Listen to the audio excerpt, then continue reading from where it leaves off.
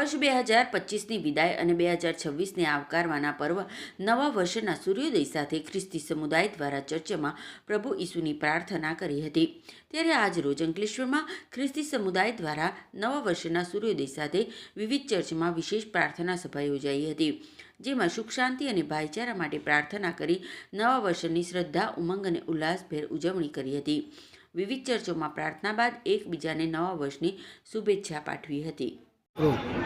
મારું નામ રેવરન્ડ રમેશ કટારા છે। સિએના અંકલેશ્વર મંડળી મધ્યે ફાધર તરીકે સેવા આપું છું। આજે 2026નું વર્ષ એટલે નવું વર્ષ છે, તેથી અમને ખૂબ જ આનંદ થાય છે અને અમે સૌ ખ્રિસ્તી સમુદાયોના ભાઈ બહેનો, ઈસુ સંઘના ભાઈ બહેનો બહુ આનંદથી 2026નું વર્ષ ઉજવી શક્યા છે, માટે ઈશ્વરનો અમે ખૂબ જ આભાર માનીએ છીએ।